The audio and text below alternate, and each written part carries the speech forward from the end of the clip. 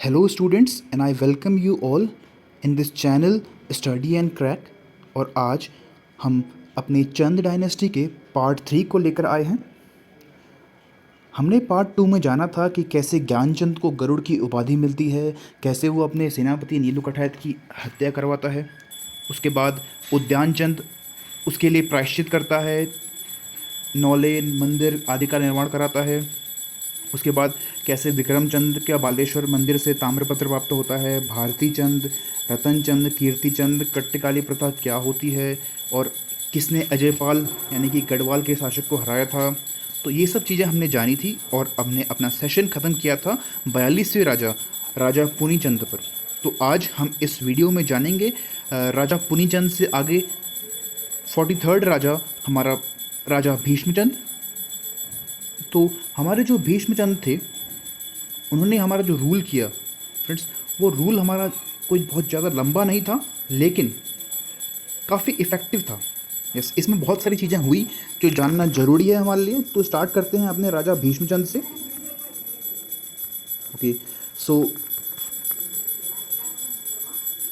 43rd राजा भीष्मचंद था। अब इन्होंने क्या किया कि इन्होंने अल्मोड़ा, जो प्रेजेंट डे अल्मोड़ा है, उस टाइम पे उसका नाम इन्होंने रखा आलमनगर और उस आलमनगर शहर की नींव इन्होंने डाली। तो अगर आपसे कहें, कोई क्वेश्चन आए कि अल्मोड़ा की नींव किस चंदवंशी राजा ने रखी थी, तो उसका नाम होगा राजा भीष्मचंद। और उस टाइम पे आप देख सकते हैं कि अल्मोड़ा का नाम आलमनगर था। तो कहीं ना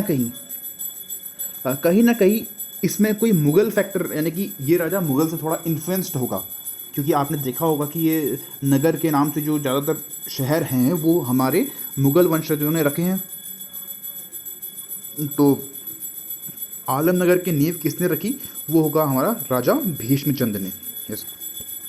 तो उसके बाद हमारा आया कि क्या कहते हैं, इन्होंने एक खगमरे का किला बनाया, यानी कि खगमरा का किला, खगमरा कोट को हम किला कहते हैं। तो खगमरा कोट का निर्माण किसने कराया या जीर्णोद्धार किसने कराया, ये होगा हमारा राजा भीष्मचंद। और एक और महत्वपूर्ण घटना इनके टाइम की कि गजुआ ढिंगा नामक खस राजा ने धोखे से इनकी हत्या कर दी और खगमरा के किले पे ये विराजित हो गया। ठीक है। अब एक और बात कि राजा भीष्मचंद की कोई भी औलाद नहीं थी, तो इन्होंने क्या किया कि एक किसी का पुत्र था, वो गोद ले लिया और उसका नाम रख दिया इनने बालो। तो उसका नाम क्या पड़ गया दोस्तों, बालो कल्याण चंद, जो कि अगला राजा बनेगा। एक और इम्पॉर्टेंट पॉइंट कि राजा भीष्मचंद ने लाल मंडी के किले का निर्माण कराया। ठीक है, लाल मंडी के किले का निर्माण किसने कराया, तो ये आंसर होगा राजा भीष्मचंद ने। तो इस राजा के बारे में इतना इंपॉर्टेंट चीज़। अगला राजा 44th राजा होगा जिसे भीष्मचंद ने गोद लिया था, उसका नाम है बालू कल्याण चंद और इसने राज किया 1560 से लेकर 1568 तक। अब इसको पता चल गया था कि गजुआ ढिंगा ने मेरे पिताजी की हत्या कर दी है, तो इसने बदला लेने की सोची। तो इसने क्या करा, गजुआ ढिंगा को अल्मोड़ा में मौत के घाट उतार दिया। तो जिस जगह पे इसको मारा, उस जगह पे आज आप देखते होंगे कि अल्मोड़ा में एक जगह है गजुआ ढिंगा। तो उस जगह पर ही राजा बालो कल्याण चंद ने गजुआ ढिंगा की मौत कर दी। ठीक है। तो और क्या कहते हैं, जो 44वां राजा है बालो कल्याण चंद, इसी को श्रेय जाता है कि इसने अल्मोड़ा अपनी राजधानी को शिफ्ट कर लिया। तो आप देख रहे हैं कि चंद डायनेस्टी ने पहले कैसे अपने काली कुमाऊं के राज्य में स्थापना की थी और उसके बाद आज बालो कल्याण चंद के टाइम पे इन्होंने अपना जो कैपिटल है वो शिफ्ट करके अल्मोड़ा कर लिया है। तो अल्मोड़ा राजधानी किस चंद्रवंश ने के राजा ने बनाई, तो ये होगा बालो कल्याण चंद ने। ठीक है। तो बालो कल्याण चंद ने अल्मोड़ा राजधानी बनाई और ये ज़मीन किससे खरीदी इन्होंने ये ज़मीन खरीदी श्रीनंद तिवाड़ी से। ठीक है, श्रीनंद तिवाड़ी से इन्होंने ये ज़मीन खरीदी। और खसिया खोला डांडा भी कहते हैं हम अल्मोड़ा को, क्योंकि ये खसिया खोला पहाड़ी यानी कि डांडा के ऊपर बसा है। ठीक है। 3 चीज़ें इसके ऊपर और जानना बहुत ज़रूरी है कि जो ये बालोचंद था, बालोचंद का विवाह डोटी राजा, नेपाल के डोटी राजा हरिमल्ल की बहन से हुआ। बालोचंद का विवाह नेपाल के डोटी राजा किससे हुआ, नेपाल के डोटी राजा हरिमल्ल की बहन से हुआ। ठीक है। तो अब बालोचंद था थोड़ा मीन्स इसको अपना राज्य एक्सपेंड करना था। तो इसने क्या दिमाग लगाया, इसने अपनी औरत से कहा कि तुम अपने भाई से यानी कि हरिमल्ल से सीरा, जो सोर सीरा वाला एरिया था उस टाइम पे, उसको दहेज में ले लो।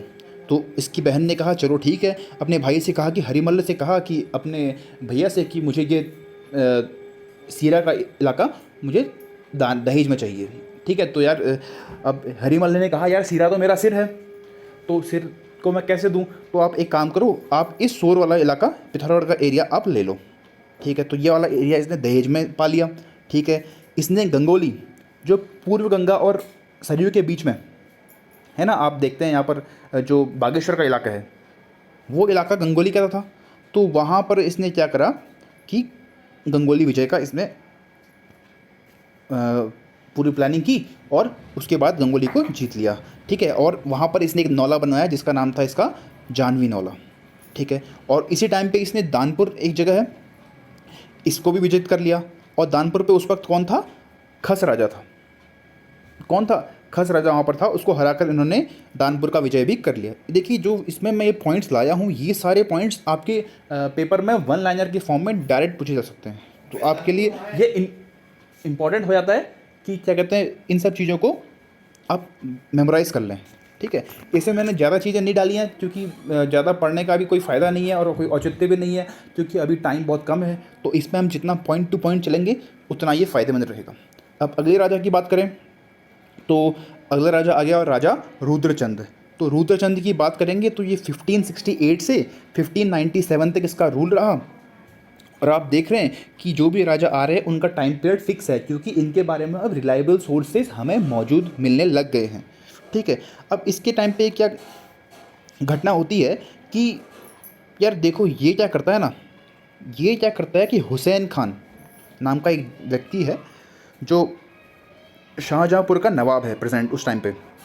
ठीक है, तो हुसैन खान एक बार क्या करता है कि हुसैन का बहुत ही क्रूर राजा, ठीक है, तो एक बार ये क्या करता है कि ये किसी हिंदू सेनापति को सलाम कर देता है। अब क्योंकि उस टाइम पे कोई डिफ्रेंशिएट नहीं होता सेना में कि कौन सा सेनापति हिंदू है कौन सा मुस्लिम है, तो ये एक बार गलती से हिंदू सेनापति को सल्यूट कर देता है, जिस कारण इसको बहुत ही आत्मग्लानि होती है कि मैंने कैसे सल्यूट कर दिया।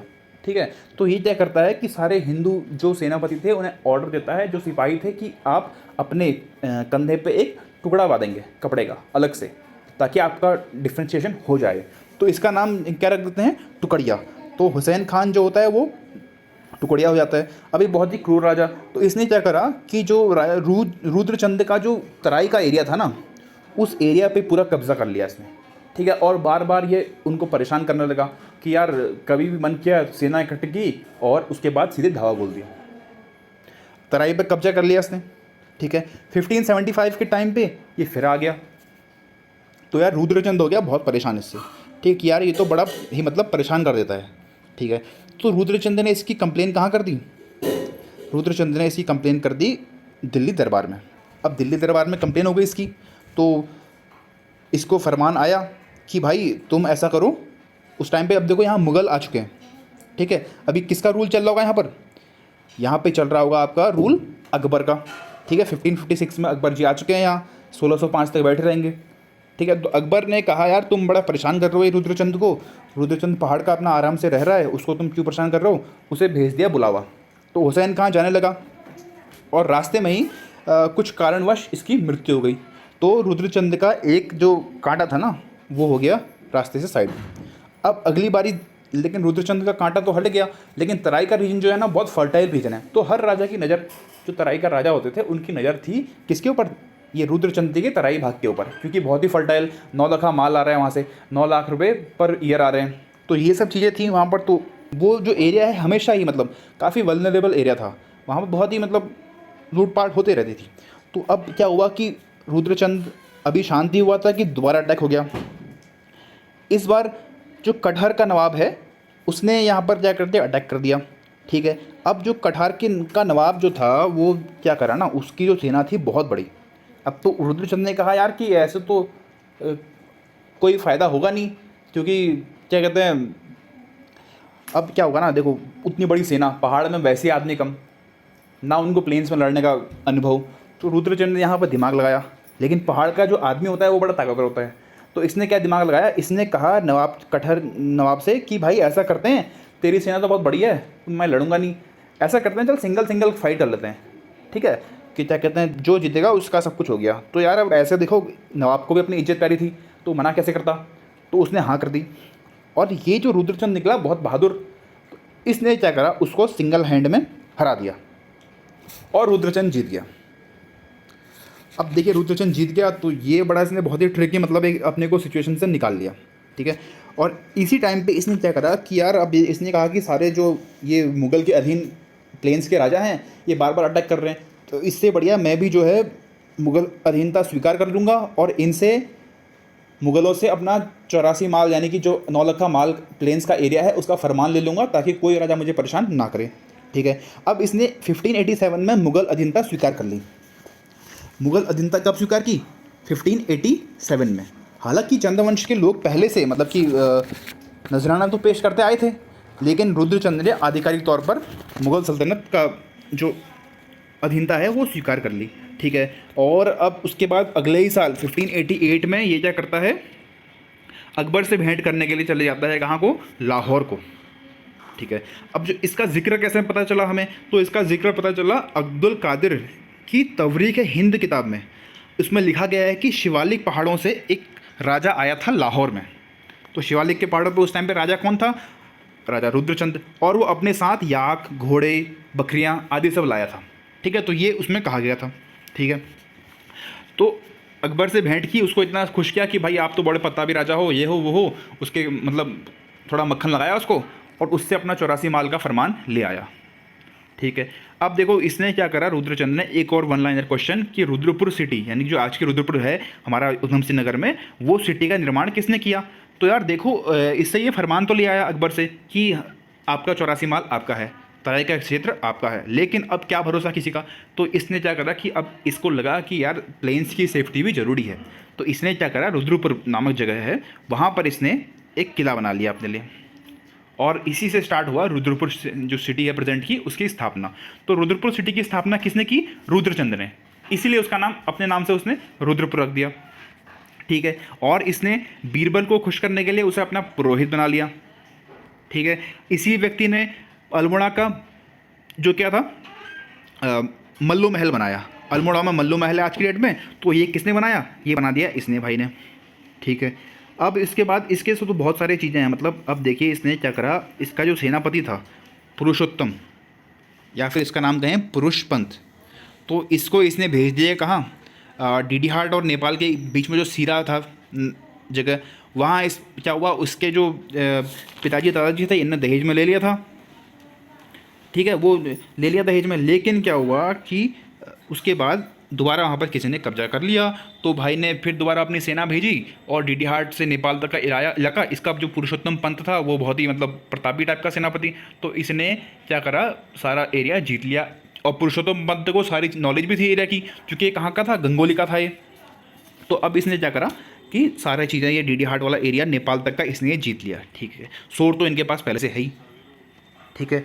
अब ये क्या करता है, एक बार इसका जो होता है ना कि इसको गढ़वाल में जाना है इसको भाई को, तो इसने बधानगढ़ पर चढ़ाई कर दी। अब एक चढ़ाई का कारण क्या रहा कि देखो कतुरी जो नरेश था वहाँ पर सुकाल देव था, तो सुकाल देव क्या था ना, उसका बहुत ही मतलब अब देखो कतुरी वंश तो उस टाइम पे बहुत बिखर चुका था, छोटे छोटे कोई राज्य बचे होंगे तो उनका कर रहे थे अपना छोटा राज्य। तो सुकाल देव कोई व्यक्ति नरेश था कतुरी वंश का, उसने क्या करा यार कि कहा उसने कि मैं तुम्हें टैक्स तो नहीं दूंगा। अब पता नहीं किसके इन्फ्लुएंस में हुआ कि कहीं गढ़वाल राजा बलभद्र शाह के इन्फ्लुएंस से हुआ नहीं हुआ, तो ठीक है, इसने भाई ने क्या कर दिया, सुगाल देव ने मिलके बलभद्र शाह से मिलके इसने कहा मैं टैक्स तो दूंगा नहीं। तो बधानगढ़ पर चढ़ाई कर दी किसने, हमारे राजा ने, ठीक है, हमारे राजा रुद्रचंद ने चढ़ाई कर दी बधानगढ़ पर। अब बधानगढ़ पे चढ़ाई कर दी इसने, तो वहाँ पर इसका हो गया किससे युद्ध, इससे युद्ध। अब जो ये बधानगढ़ है ये क्या था, जो गढ़वाल की 52 गढ़ हैं उनमें से एक गढ़ ये भी था, तो ये किसके अंडर आएगा, ये आएगा बलभद्र शाह के अंदर। अब बलभद्र शाह के अंदर इसने चढ़ाई कर दी, तो किसने, बलभद्र शाह से इसका ऑटोमेटिकली युद्ध स्टार्ट हो गया। अब इन दोनों के बीच में कौन सा युद्ध हुआ, इन दोनों के बीच में युद्ध हुआ, इंपॉर्टेंट है, ये है ग्वालदम का युद्ध, और ये हुआ 1581 में। लेकिन इसमें एक बात हुई कि रुद्रचंद्र को हार का सामना करना पड़ा, और इस भाई ने क्या करा, हार के गुस्से में कतुरी नरेश सुकाल देव का इसने कर डाला अंत युद्ध में। अब इसी युद्ध में पुरुषोत्तम पंत की भी मृत्यु हो जाती है। अब पुरुषोत्तम पंत में कुछ कहते हैं कि यार इसने धोखे से मारा गया इसको, अब जैसे ही मारा लेकिन इसकी मृत्यु इस युद्ध में हो गई। ठीक है। अब उसके बाद इसका जो हमें रुद्रचंद्र का एक ताम्रपत्र मिलता है, वो ताम्रपत्र कब मिलता है हमें? 1551 का जो जागेश्वर ताम्रपत्र है वहाँ पर से हमें इसका उल्लेख मिलता है। ठीक है, सॉरी 1581 का। और ग्वालदम, जो ग्वालदम है ये एरिया हमें कहते हैं इसको कुमाऊं गढ़वाल का मिलन केंद्र।